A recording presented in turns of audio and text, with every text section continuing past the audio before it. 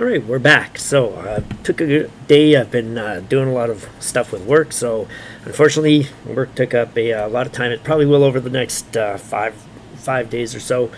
So I may not get as many of these videos done as I would like to, but I am going to try to get some in when I can. So we've got the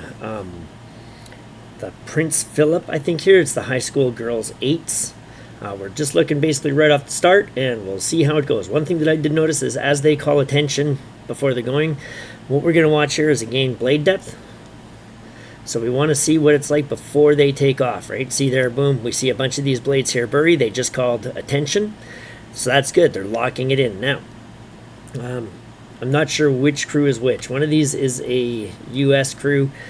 So I believe that the U.S. crew is probably going to be fast. You're not going to travel across the ocean if you don't think that you've got a serious chance to win. And we'll see which one that crew is. And again, we see this here. To me, that's an attention to detail issue. It doesn't necessarily mean that crew is going to lose, as I've said before. But it's a way that I think they can just be sharper off the start. That the crew that has, that's very focused on hitting those little details, they're generally going to be a crew that performs well. They may not be the fastest because, everybody's physicality and training and everything else is different. But if you have crews that are paying attention to the little details, then that usually means the big stuff is also going to fall into place pretty well. All right, so we've got this muted. We're just going to watch the start. And away they go. Okay. And, bit of a washout there. So we're just going to come back here. So we're looking at this seat here. Look at that. Oh, no. Right? So this, right off the start, you got to lock these blades in, right? You got to notice this here as well. This person hits early, boom, and that probably upset the balance. Might have made this person here freak out a little bit. Who knows? But there, they just scraped the top of the water. They're tossing a lot of water. That was obviously a very inefficient stroke. The good thing is that if that happens off the start, people will tend to lose their composure because they go, oh no, we got to get it back. We got to get it back. We're going to get beaten off the start. In general, my philosophy of starts is get the boat moving. You don't have to be first out of the blocks. You want that boat stable. You want it together. You want to feel the rhythm. You want to get just into the progression. You want to sort of go through the cycle, get everybody uniform, everybody synchronized. That's far more important to me than rushing through that start, because if you rush through the start, you can spin your wheels a little bit. Stuff like this happens. You don't really want it, right? People get sloppy with the releases, as we can see here, where they're just dragging the blades out of the water rather than extracting, etc. Don't let the emotions, don't let the adrenaline get to you. Stay relaxed, because they have this bad stroke here. And again, who knows what's going to happen down the course, but you can easily recover from that. You never want it to happen, but it's not a big deal if it does. This boat's going slow. They've just started. Literally, we're out of the blocks here. They don't have a huge amount of speed either, so they're not going to really pull away off that one stroke. Just focus on the next one. If you have a mistake, big deal. Put it in the past, learn from it, move on. Focus on that next stroke, lock it in, push it away. Don't dwell upon the bad things happening, especially when you're at the beginning of a race, right? Especially at the beginning of a race. You've got to look at how far this is. You've got a long time to make up for that problem. Just stay relaxed and work with your crew to really push it away. Okay, here we are just a second or two later. And we're going to look at this far crew here, and we're going to watch, okay, because I watched about 5 or 10 seconds more, but we're going to get a slightly higher angle here and watch at the amount of drag that's going around these blades. So this here, again, we're right at the beginning. I don't know how fast they're going to go, but they could go faster. This is an area that they have speed to get, right? This is, look at that. Look how deep some of these blades are going and the drag around that shaft, right? So that's what we're looking for. Even great crews have areas where they can improve, where they can shore things up and find more speed. And that's what we want. And it's like I tell people that I coach. Everybody wants to see video of themselves and when it's getting analyzed, have somebody say, Frank, this is the greatest rowing I've ever seen. This is magnificent. You're the top of the heap. We couldn't do any better. Okay? But that is a bad thing to get. That is a bad place to be. Because if you have no mistakes, that means that means what you've got is all you can get. The only way you can now get faster is by just training harder or being physically more gifted, right? As long as we're still finding areas technically that we can find speed, that is free speed. That is speed we don't have to work harder for. We're already working hard enough. We just need to become more efficient with what we're doing. So when we see issues with good crews, with fast crews, that's good news. That's actually good news, and with slow crews as well. That's good news, because that means we can get faster without really doing much more work, right? We're going to have to do a lot of mental work and a lot of training work as far as changing the cycle of our stroke and what our body is doing through it, or what our hands are doing, or the engagement process, how we progress from one phase to the next. That's going to be the work. It's not going to be, I have to lift more weights, or I have to do more cardio training, or I have to put in 10,000 more strokes every single day, and I need to get another 10 kilometers of rowing. We want to find those mistakes that are going to give us that free speed. So I'm going to get this crew who looks like they're pulling away pretty good right now. And we say, look, if we can focus on blade depth, that's going to make it easier. We're going to get faster, and we're not working as hard because we're not going to be fighting all the drag. So that is a very, very easy change to make that's going to get somebody some more speed. All right, looking at this close crew. See here, we see them rowing it in. Sometimes their catches are all right. Sometimes they're rowing it in, right? So we want to make sure, see, look at this, rowing it in, rowing it in. We're not really seeing that blade placed in and then pushing. Look at how much movement there is before that blade is done. Look at how much bend there is in this arm. Now, people will say, but this is the inside arm, so who cares? Okay, this is something that actually drives me kind of crazy, and if you've heard a lot of my other analyses, there are some things that drive me crazy and that I am particular about that other people don't really care. They sort of say, big freaking deal, it's not a big issue. And you see this right to the Olympic, World Championships level, the very top. I do not like seeing arms so far down the blade here, especially we're talking sweep rowing, that the inside arm can be really bent. I say, and I coach, because the blade is a lever. Okay, the blade is a lever. That's all it is. It's like a crowbar. And to get the maximum force onto that crowbar, we want to be as far to the end of the crowbar as possible. We jab the pointy part in, and then we pry it. Now, if our hands are right close to where that pointy part goes into the door we're trying to bust open, let's say, and we pull, we're not going to get much effect at all. But if we slide our hand all the way to the end of the crowbar and we pull, now suddenly, boom, the door pops open. So if we have this outside hand, and for me, I kind of like to have the pinky almost dangle off the outside of the handle here, right? That tells me that my hand is right to the end of the blade. Then I extend my two thumbs and I move my inside hand so that the thumbs touch, and that's the distance that they are apart. And you will probably go, holy crap, that's pretty close, right? That's pretty close together. But now we're still not losing anything really in the ability to apply force. Whereas if we have both hands way over at the end of the blade, that's going to put us in an awkward spot. Now, some people will say, yeah, but you should have your hands shoulder distance apart. I think probably what we get from the extra pry by moving it in just a little bit to that two thumbs distance outweighs what we would get by keeping the hands shoulder distance apart. But that's going to keep that inside arm nice and straight as well. Because what you'll see a lot of times is when this weight gets applied there, the arm will see there. We see the arm kind of straighten out, right? And now it straightens out and now it bends again. So if that arm, if the blade is in the water and the arm is bent, it extends and it bends again. That tells us that through this part here where it's extending, there is no real application of force from this part here, right? And we want a good strong connection on both of those, because that's been soft. It hasn't been getting dragged along at this point. It's only been getting dragged along at the outside point. So we're not actually maximizing the amount of draw of that blade through the water, and that's actually past the blades. But the point stands. If that inside arm stays nice and fully extended, we are getting a good full draw. We're getting full power application through those arms, through those shoulders, to that handle.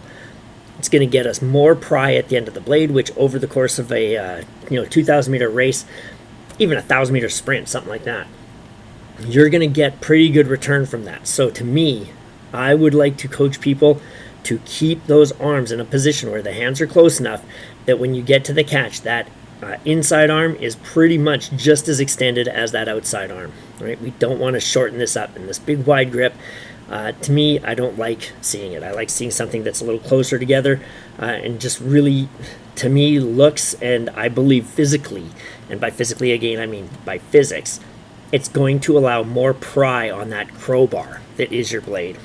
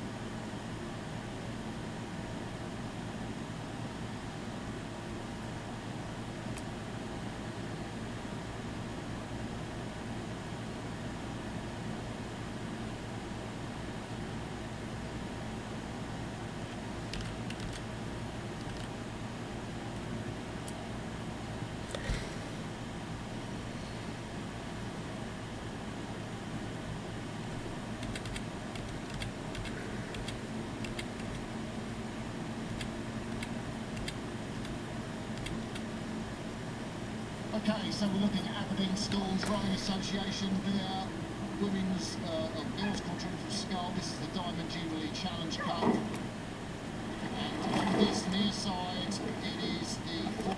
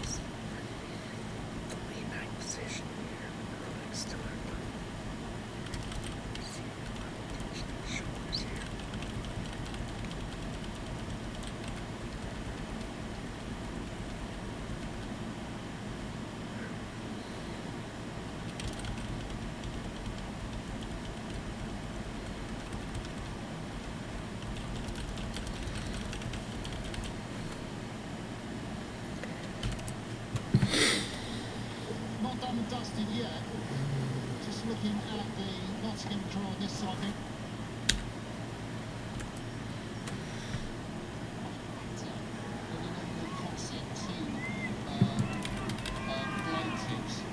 I see that. So we experimented with something like that years and years and years ago. I'm thinking 2005 and 2006, and then went back to our concept to. Girls contributor scull. This is the Diamond Jubilee Challenge Cup, and on this near side it is the four women from Nottingham Rowing Club. I think this will be all you can see at the moment. Not done and dusted yet. Just looking at the Nottingham crew on this side, they're rowing with those big comp blades, Pete. I don't know if they were there in your day, but you can see they're kind of fatter than the normal Concept 2 blade tips. I see that. So we experimented with something like that years and years and years ago. I'm thinking 2005 and 2006, and then went back to our Concept 2 smoothies and Concept 2 big blades. But so it's all about feel. It's all about preference. In some cases.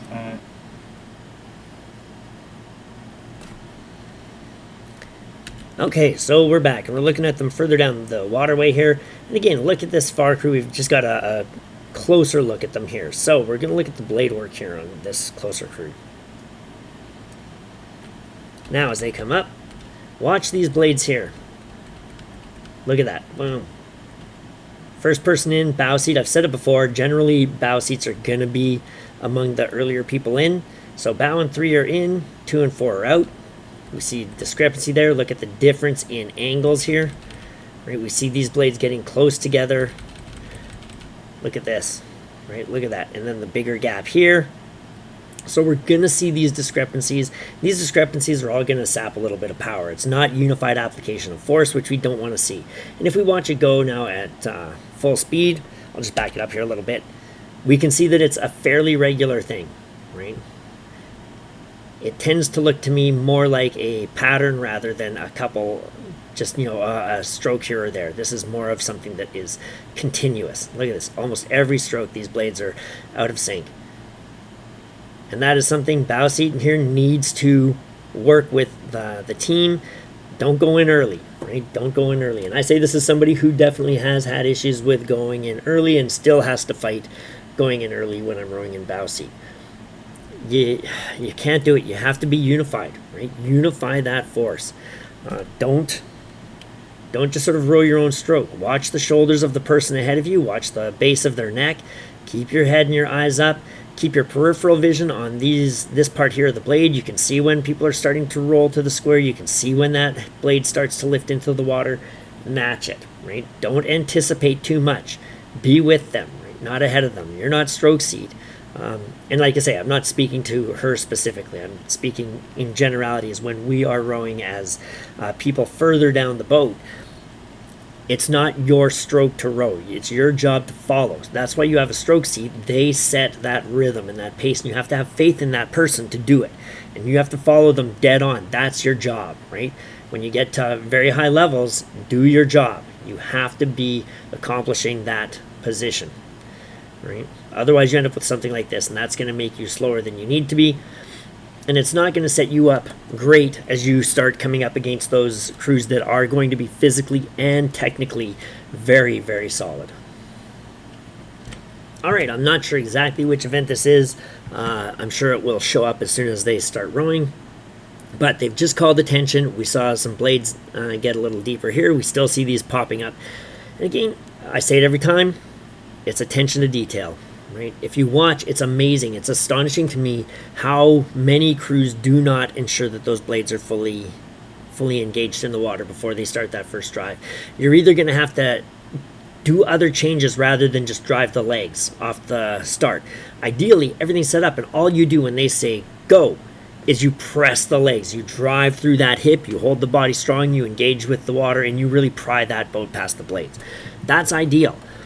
If the blades aren't deep, we're going to have to either change hand heights, or you'll see people's bodies lift up, which is vertical change. Even the lifting the hands, that's a vertical motion at the time that we really want to get a horizontal motion, right? It's a very, very minor thing, but cut out, like, don't give them the easy ones. This is something easy. Just bury the blade. It's so easy, and so many crews just don't do it.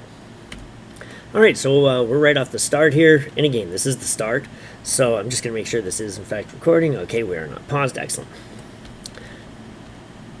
So we're going to watch the blade depth again right off the start. This is when people are pretty jazzed, so we can see blades go. But look at how much these blades are going to go a little bit deep and how much drag. Look at this. See how much drag is getting there, right, on those blade shafts. So we could be going faster by just keeping those blades a little bit more shallow. Let gravity tell you where those blades want to sit. It's a combination of gravity and buoyancy of the blade.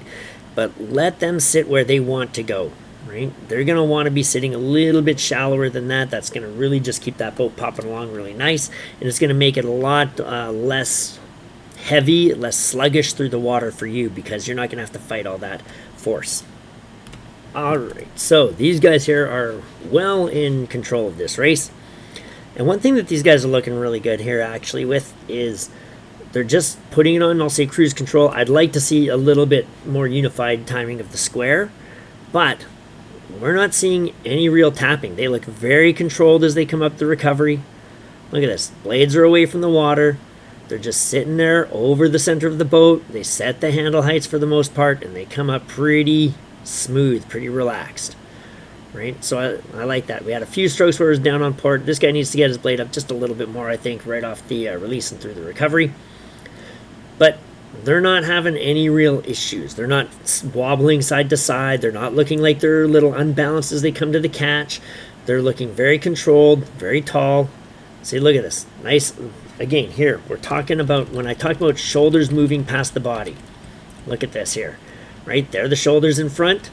boom, look at this. Now it's back. And this is what I love seeing, actually. This here to me is what I try to coach. If you look at the outside arm, the forearm of the outside arm here, that line is almost a direct continuation of the blade shaft, right? If we see that to me, that's a little slice of heaven right there. Okay, because that to me means that he's drawing through that lower back. He's keeping all these angles in alignment, and to me, aligned angles are going to be strong angles. So shoulders are back. He's engaging the upper back, the mid back, all those muscles back there, the lats, the traps. He's keeping power engagement all the way on the front face of the blade till he completes the stroke. He draws it in, boom, he continues that line right here, right? Then he's going to have a nice good push down. But this is good. This is what we mean, right? Keeping that back. It opens the chest up. It uses the bigger, stronger muscles. This isn't a bicep pull. You can tell even by the position of his arm here. He's not pulling that blade in with his arm. He's drawing it in with the bigger, stronger muscles. That's going to be a good thing. This guy here, again, pretty decent on that outside angle. I'd keep the elbow maybe just a little more up. This guy here, that shoulder, that looks like he's passing pretty good here as well, right? That's going to be, look at this body angle. This is pretty good stuff. Okay, so these guys are looking pretty solid for the most part. Again, we don't get a good idea of how they are fighting a comparable crew, which I'd like to see before I sort of really judge what, oh, we're seeing a little bit of tapping there. So that's not so cool. That's not so cool. Now they're letting it go a bit. But there's a lot of good stuff going on in this boat. Positionally, they're going to be getting really good power application. Right, there you go. And again, I generally like to see when a crew is out in front like this, that they can keep that boat balanced, that they can keep it stable, that they can keep everything very precise. And we don't see a ton of tapping. We don't see, we're seeing a bit of wobble here, but I don't know how the water is. But this here is good. The blades are staying off the water, so that's very, very solid. And that means, too, if we see the hull of a boat wobbling, but the blades aren't tapping, that's a sign of a good crew, because it means they're not just letting that boat flop over when it rolls. They're making those adjustments. They're keeping the body centered. They're staying relaxed, because the adjustments have to be subtle and fluid. And if you're tight and tense, you're not going to be able to do that. So when you see that boat kind of the hull wobbling because of the water conditions, but the blades aren't hitting, that means they're doing a lot of good, very subtle adjustments to keep those blades off the water and to keep that boat moving very well. So that's something pretty solid. And again, these guys here were supposedly basically just a put-together crew who have been almost coaching themselves, according to the commentary from earlier in the race. So we're not sure sort of how much these guys have gotten out and what kind of feedback they've had. But again, if we look at positionally, they just look a little bit more hectic through the stroke. Right? It doesn't look like it's as driven through the stroke. And here, we're going to look at this. Look at that. When we see this, and I see this, semi-regularly with rowers, the extraction should be a push down, hands go away. But a lot of times you will actually see, boom, the hands go up. Okay? How is that an extraction when the hands are going up? That's going to drive the blade lower. And the reason that happens is because when that blade gets feathered, it gets feathered and placed back onto the water. That little lift is where the blade drops back down to the water and lays on the water. Whereas we should see those hands go down, in my opinion, basically to the thigh. Okay? And that's for everybody. Everybody should get those hands down pretty much to the thigh. That's going to bring those blades very close to parallel to the water. And that would set them up far, far better than this, right? But this is not uncommon, so I'm not just calling this guy out. You will see a lot of people in their extraction, they get the feather and boom, the handle goes up. We never, ever, ever want to see that. That is diametrically opposed to what we want to have happen through our release process. All right, so I'm going to change my comment a little bit on this crew here as they come through the very, very final stages. It looks almost like they are disinterested in the race at this point, which they might be. They're very far ahead. But notice the blades now, they drop down a lot. See, look at that. Boom, it drops down. So we're not getting, this guy's looking out of the boat. He's looking off to the distance here. I'm assuming he's probably looking and seeing some of the other crews that are rowing up the waterway. Might be interested, might be looking for other people from the same club. etc. Maybe some friends. But look, see the blades here, watch them, and boom, they just stay low, right? At this point here, they're so in control, they're so, like, they're saving so much energy, they should just be precise. They should have that precision. And it might be that they're just bored and disinterested and kind of lost focus on the way down, but again, I would say that that alone is a red flag. So where they were looking pretty good before, and as far as keeping those blades off the water, we are now seeing actually that as they've gone down in this, and they've been saving energy. It's not like they're now more tired. They are still going to be feeling pretty fresh. So that to me is a mental issue. And as a coach, I never like seeing a crew have a mental issue. I think the focus has to be always, even if you're crushing somebody and you're 500 meters ahead of them, right? Now it's no longer a race against them, but you're still in a race. You're still in a, quote, race. You're in a race environment. You're coming down the course. There's spectators. This is where you say, okay, let's make everything as sharp as possible. We're now racing against ourselves. How well can we bring this boat in? How much like strength can we just get and push off the release? How much can we get the blades extracting full face out of the water, bringing the bottom up, locking them in with the people that I'm rowing with? Do we have all those blades together height-wise? Are we squaring at the same time? Are we lifting into the catch at the same time? Are the bodies over center and in alignment? Those are the things that you are now racing against. I say racing in quotes because you're now just challenging yourself. You know you can beat the other crew. Can you beat the best version of yourself that you have had up to this point?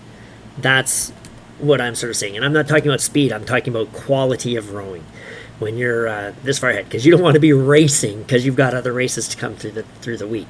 But technically, you want to be racing the previous best version of yourself to see if you can technically defeat that composition of the crew. Right, that's what you should be doing at this point. When I see this kind of attention to detail just faltering, it's, I'm not gonna say it's a red flag. It's probably a yellow flag for a crew that's like this. To me as a coach, it's not something I like to see. Okay, so this is the Britannia Challenge Cup. Make sure I'm back on recording here. This is men's club coxed fours. So we're gonna let it play here. We're going to watch the blades, see if they are all buried before the start. I'm not going to comment on it because I've done that a number of times. We can sort of see what's going on. There we go. So we saw the Australian crew here is a little bit better buried right off the start. These are going to be two, both probably pretty good crews. Germans and the Australians, they tend to both row very well. Right? And the one thing that kind of jumped out to me here, just from the very beginning, is watching the blade depth as we go through. The Germans seem like they're pretty shallow. They're pretty relaxed. The Australian crew looks like they're getting a little bit more depth on those blades. They're probably getting a little bit more turbulence in the water. They're not terrible. They're not terrible, right? But we're just compared to this here, this looks a little bit more properly depthed, right? This looks just a little smoother. Here they go. All right, so I will watch this and I'll get back to you when I have something to say. All right, Germans are close to us. So I'm looking at the stroke seat here and this. We're looking for point of maximum compression. So there's point of maximum compression, okay? If I was him, I would want to probably see the blade dropping in here rather than here. Just a little bit there, but then see how he opens up here.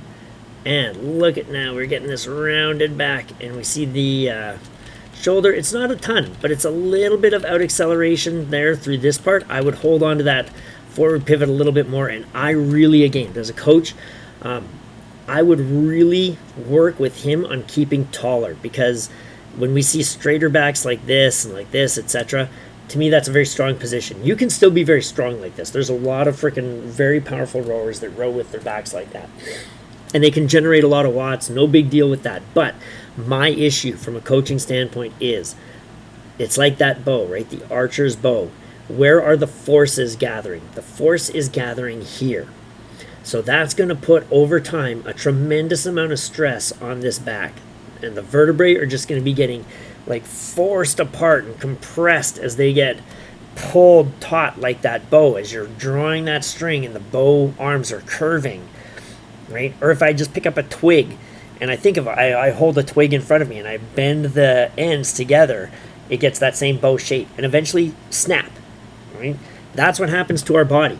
Our body is no different. When something gets bent again and again under tremendous force, something's gonna snap. Okay? Even though the body and the spine is designed to bend in this fashion, do we want to do that when you've got tremendous force up here pulling this way and tremendous force here pulling it this way, right? There's a tremendous amount of force going through there, especially when you get big, strong dudes. Okay, and that just, think of where it's going to be in, 2 years, 5 years, 10 years. Eventually, something's got to give, right? So I would coach him to really try to get a little bit more over his hips, right? And again, something like this can be a back issue, but it can also be how are we sitting on the seat issue. And I would try to spend some time focusing on how he's actually sitting on the seat, because looking at this, I tend to think he's probably off of the sit bones rather than on top of the sit bones. And there might be a fairly easy remedy for that. Oh, and sorry, my child just woke up, so there might be some crying in the background. So I apologize if there is. All right, so we're still with the German crew.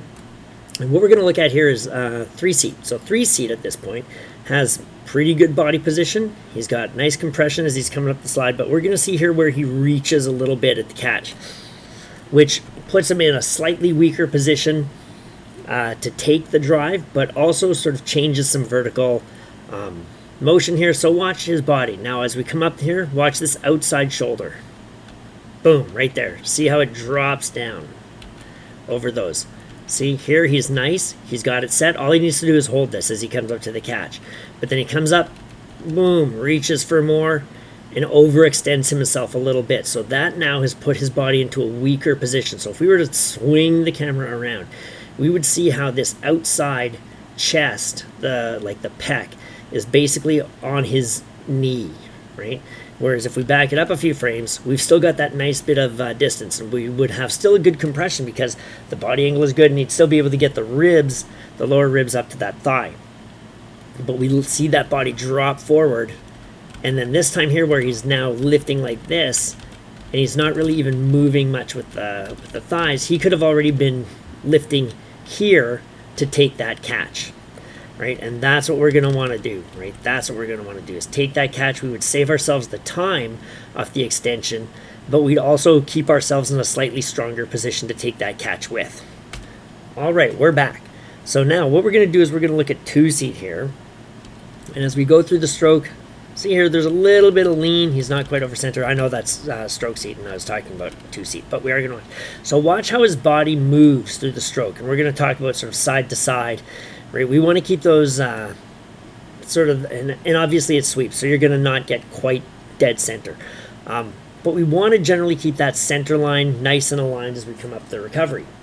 So we move here, and watch here. See how he sort of swings out, and then he swings back in. And then when he's here, now he kind of comes forward a little bit, and then he swings out, and look at how much he gets out of alignment here with the other crew members, right? That's going to cause some instability in the boat, and it's not going to allow him to put the power directly down the line of the hull. So we want to make sure that it's as centered as possible. This guy here is keeping his shoulders pretty nice. We see maybe that outside shoulder pop up just a little bit to take some of the weight, but that could also just be a structural image, because again, if we look at distance from bottom of the ear to the top of the shoulder, it's pretty good, right? These guys, look at this. They're all pretty good at letting those arms hang. Right? They've got good distance. We're not seeing a ton of tension in the upper body, so I like seeing that. But when we watch this at full pace, again, just watch this guy and watch how noticeable it is that he's kind of doing his, see there, that little rolling out. Rolling out. And it's just a little bit, right? We want it probably just a little bit more centered. Now, the way that I think of it is, because we do have to get around the spine when we get there, and people will say, yeah, but you kind of have to go around because you've got the blade, and that's going to pull you out of the boat. But I almost think of it as if we just hold like a pen or pencil straight up and down. We want that pencil to remain as stable as possible straight up and down. And we can spin that pencil around its around the axis basically in our finger where it's attached to our desk or whatever we're putting it on. We can spin it sort of in a circle.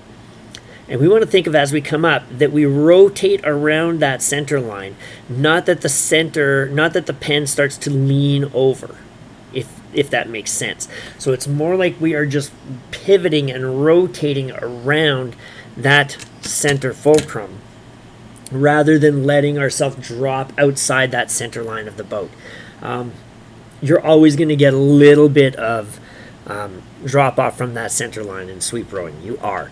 But it's how much you do it that is going to really make a difference. You don't want to over exaggerate it by too much. And that, I think, is just probably a little bit more than I would like to see from a crew that I was coaching. Again, not saying that anybody's a bad rower or that you can't be fast at doing it, but I would try to keep that a little more under control. Just something else to look at. And again, this crew is currently winning, so they are not a bad crew. There's a lot of good stuff going on.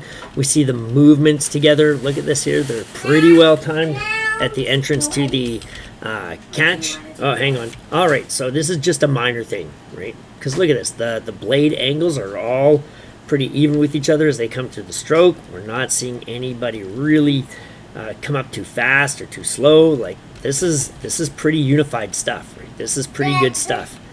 Yeah, pretty unified stuff, right? They may be jumping in a little bit early on that side, but it's pretty good. So the one thing here that I'm going to say, though, is this.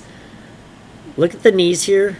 They just tend to pop up a little bit. This knee here, the outside knee, and then these knees, there's a little, see right there, pop, up come the knees, right? I would like to see the engagement on the foot plate remain a little longer through that release process.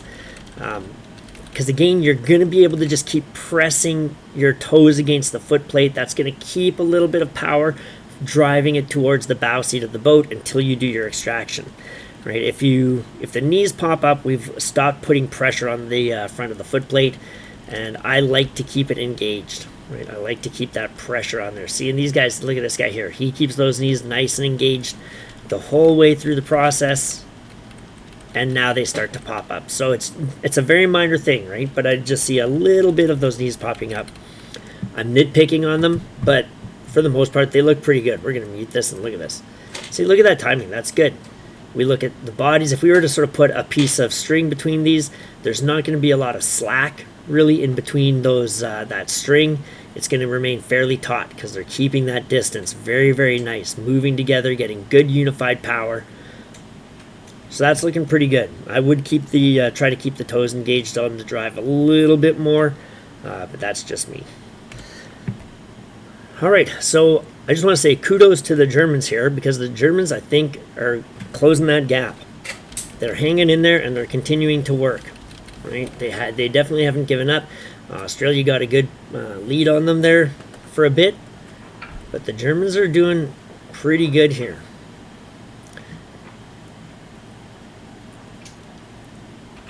So let's take a look at these guys.